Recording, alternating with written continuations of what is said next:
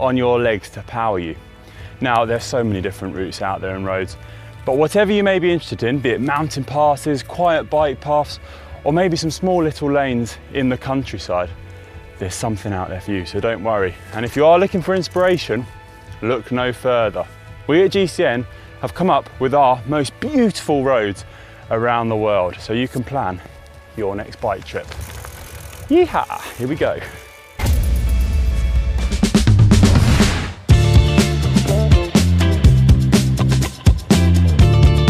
Okay, you're probably wondering where I'm riding today, but I'll reveal that later because it's one of my suggestions on the list. But first off, let's start with an epic switchback climb. The clue's in the name really.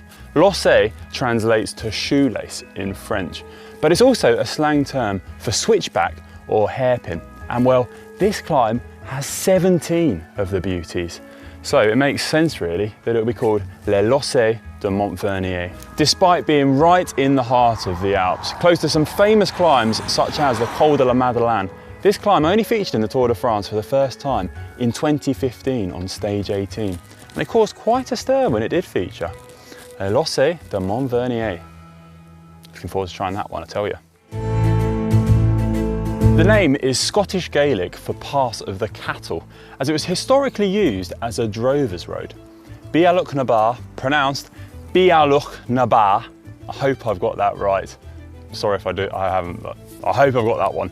Now, anyway, Scotland isn't necessarily renowned for its beautiful roads, with other, perhaps more exotic locations sometimes taking precedent.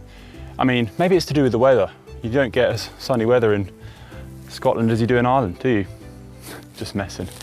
But Bialuk na Bar is quite possibly one of the most beautiful roads in the world. Also known as the Applecross Pass, it makes up part of the North Coast 500, a route around Scotland which Sir Mark Beaumont rode last year.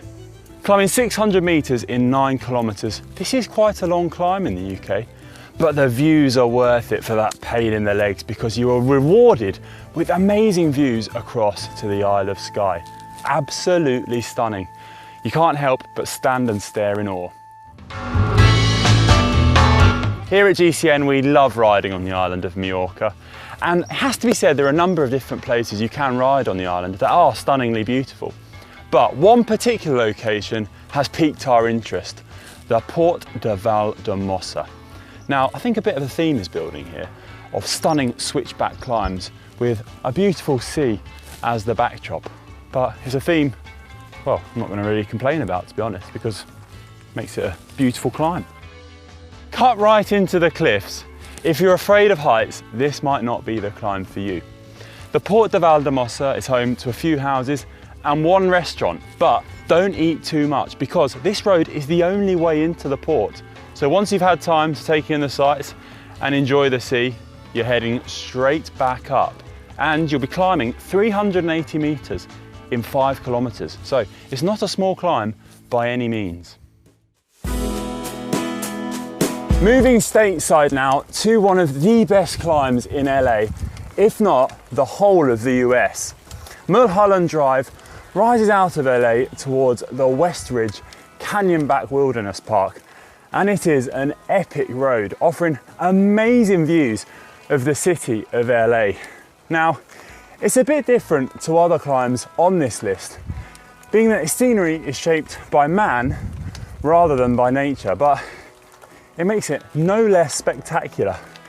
The climb itself is 4% gradient, which is a little more mellow than the drag I've just come up, but it's a spectacular climb with beautiful views of the cityscape and also amazing rolling roads. So if you like your climbs a little more gradual, this one's for you.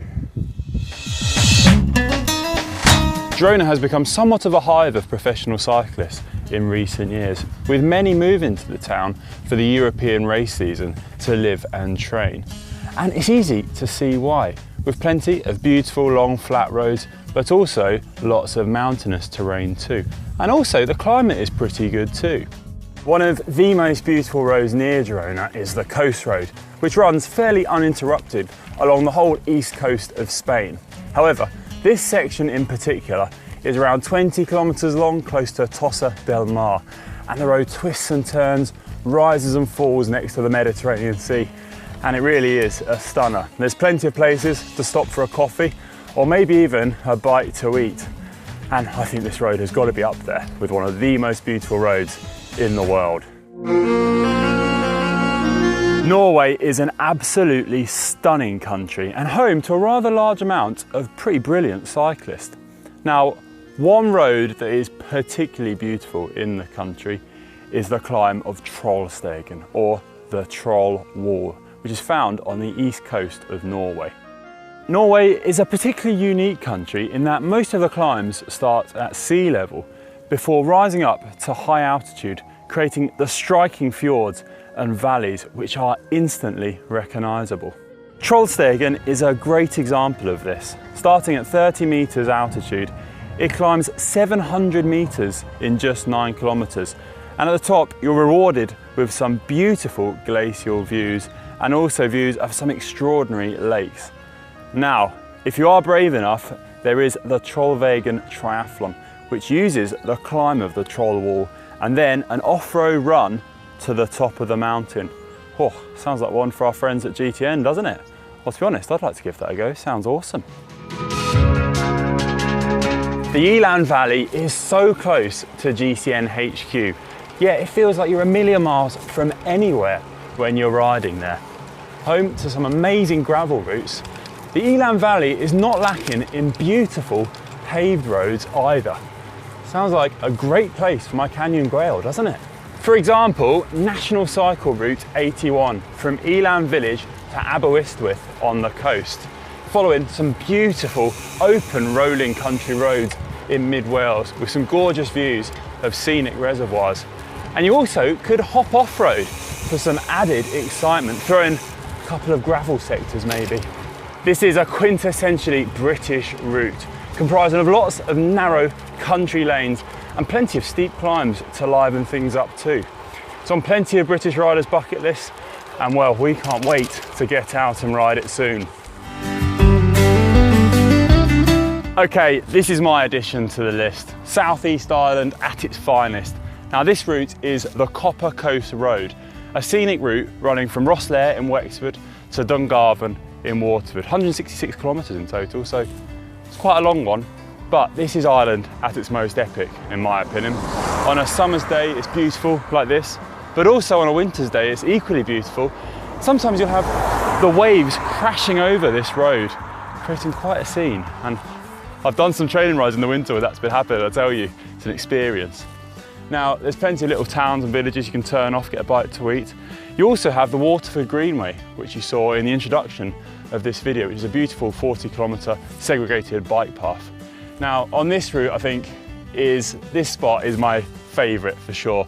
Looking out to the sea here, you have the old copper mine, which kind of gives the route its name, the Copper Coast Road. And also you have the town of Bunmahon in the background. And this is stunning. Favourite road, love it. This has got to be on the list for sure. Onto a very different route now, and the Shimanani-Keido route in Japan, which crosses not one, not two, but 6 bridges in total across the 70 kilometres from Japan's main island Honshu to the smaller island of Shikoku, crossing 6 islands in the process. The views across the whole length of the Shimanani-Keido route are really something to behold, and there's definitely potential for an epic cycling adventure here, I think. Now, you may be wondering about the possibility of busy traffic on the route. However, there is a segregated bike path across the whole length of the Shimanani-Keido, which means it's possible to enjoy the route without the worry or the stress of traffic. And you know, Japan is a nation that is rich in cycling heritage and culture, and we for one cannot wait to do this route. Right, now this is one incredible route. Pick any stretch of tarmac in Iceland and it's likely to be rather spectacular. But there's one place in particular which is pretty special. The Snæfellsnes Peninsula on the west of Iceland is really a remarkable place to ride a bike. A full lap of the road around the peninsula is 150 kilometres, so this isn't a short route by any means, but it's a route which will reward you with some spectacular views. On a clear day, you'll be able to see the glacier-capped mountain of the Snæfellsnesjökull, which rises up to 1,500 metres altitude. The centre of the Earth is said to be found within the mountain, according to Jules Verne's 1864 novel. If you're into barren landscapes, remote routes, and spectacular scenery, then Iceland and the Snæfellsnes Peninsula is definitely for you. And I'll tell you what, I think it's for me as well.